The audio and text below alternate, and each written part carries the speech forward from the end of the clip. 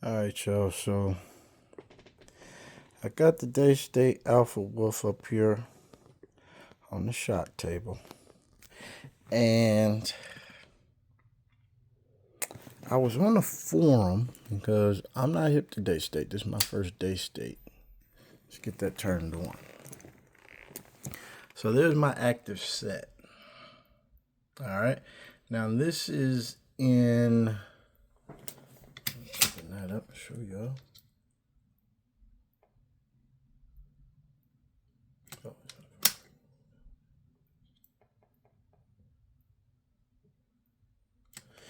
This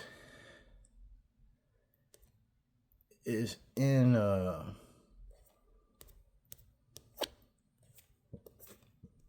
that one move. What's up? There it goes. This is the factory shot settings, right? So I thought it was normal. Well, let's say I got 25 caliber. That's what I got. 23-inch barrel. I got a 33.9 grain pellet. And I wanted to shoot at 880 feet per second.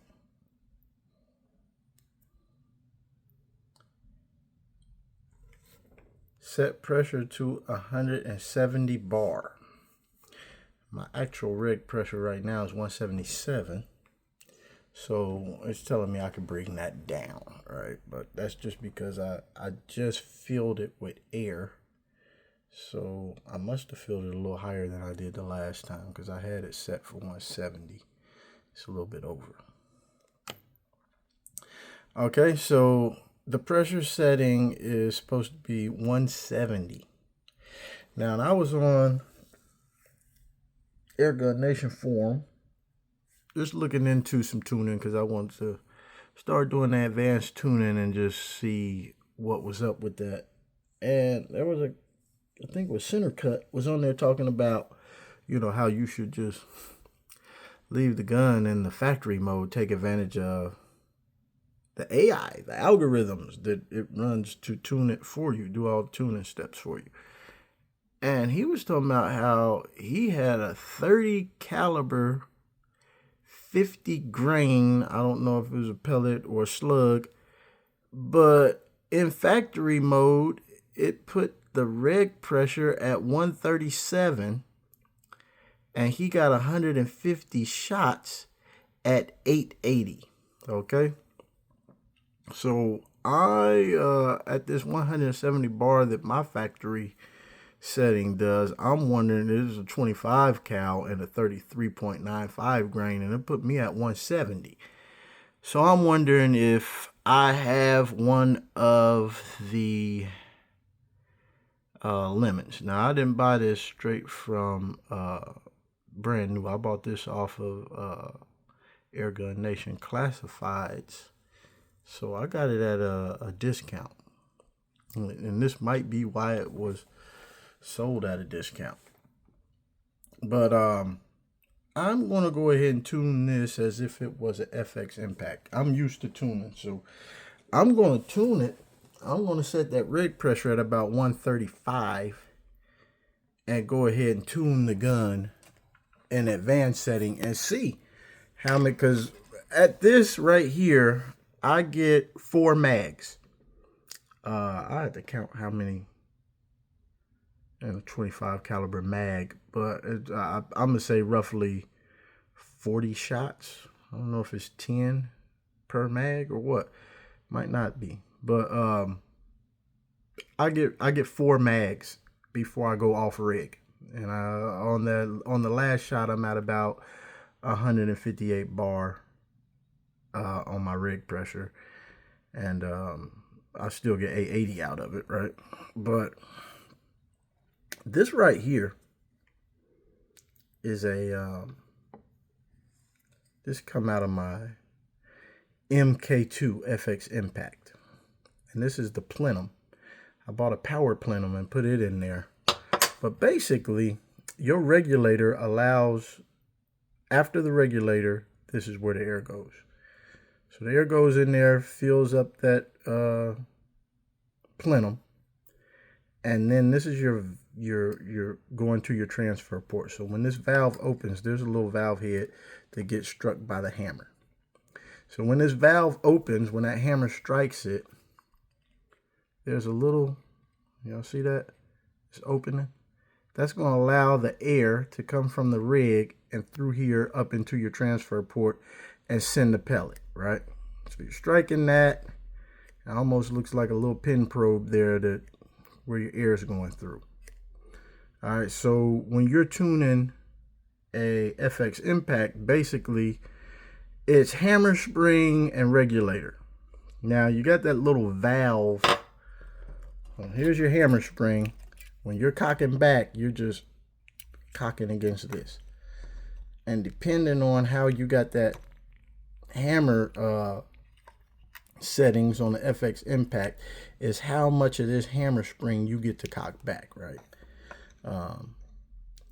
So when you got it maxed out, you're fully compressing this spring, and then it sends this hammer to hit that head right there.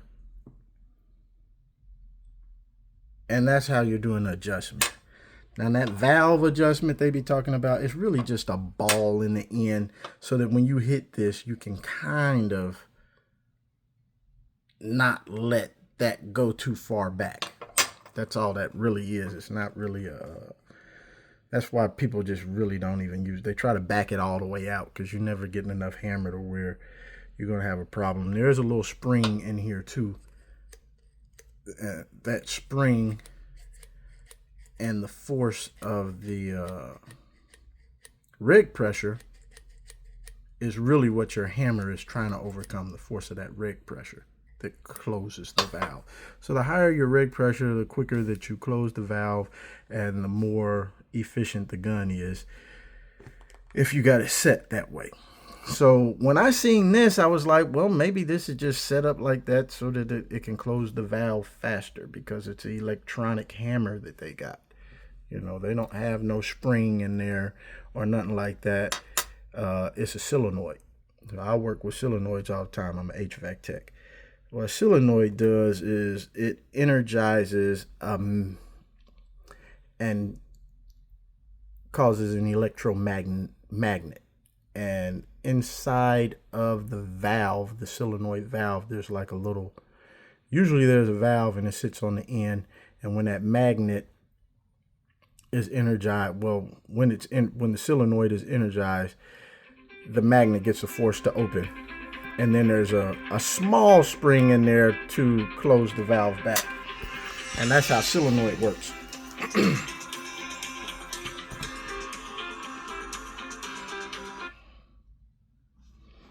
So when I'm tuning this, your volts is your basically the same as the spring. So the higher the voltage, the higher the impact. So I'm gonna tune this mug, and when I tune it, I'm basically gonna use the volts as if they're this spring, and then I'm gonna put them at max, and I'm gonna raise the rig pressure until I get that pellet flying at 880, right? That's how I'm going to know that I got the rig pressure at optimal. And then you pretty much, you bring it up 5 psi past that, right? And to get your sweet spot, you then start taking the hammer spring from max and bringing it down until your pressure starts to get lower than what you want. So you want to be between, so if I want 880, I want to be between, let's say 779 and 885. So those are the pressures I'm going to look for as I'm adjusting this back down. And once I get it to a certain point where that pressure drops a little bit, that's when I know I hit the sweet spot. Anyway, that's pretty much how the FX impact works.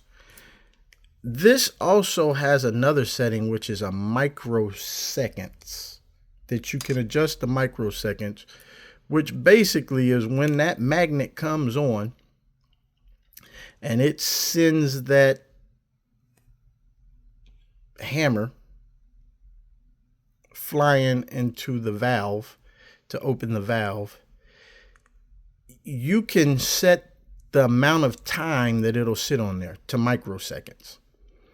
I think the longest you can have on microseconds, I've seen this somewhere, it said that maybe it's 52,000 microseconds. Is like somewhere in the 5,000s, which is 5,000ths of a second.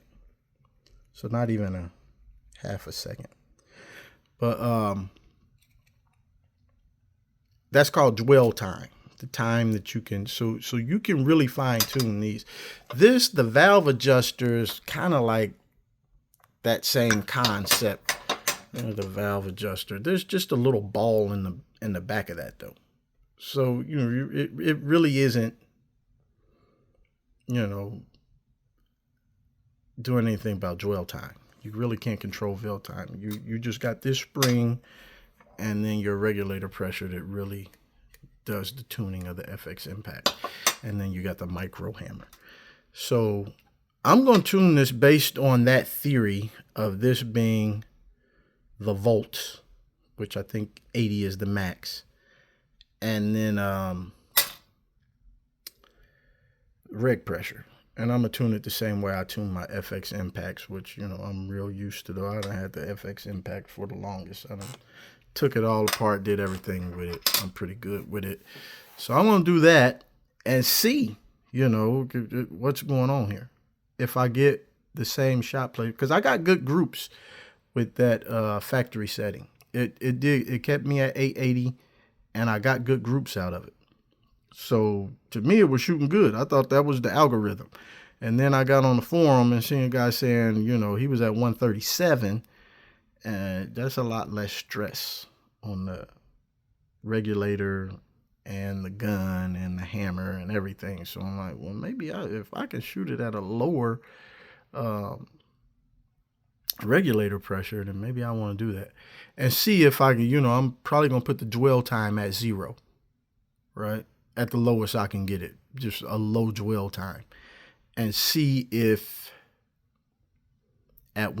started at maybe at 135 max hammer, and see if I can get 880 on that 33 grain pellet. So that's what's coming up. Coming soon. That's going to be the tune. So anyway, I hope these helped y'all understand the concept of the FX impact. So I'm thinking it's probably the same with most air guns as far as regulator and hammer spring go. It's pretty much the same thing.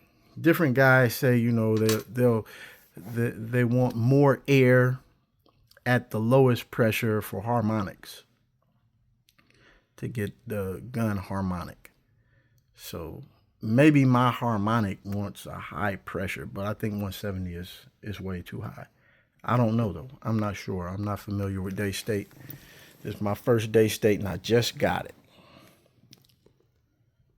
But I will keep y'all informed.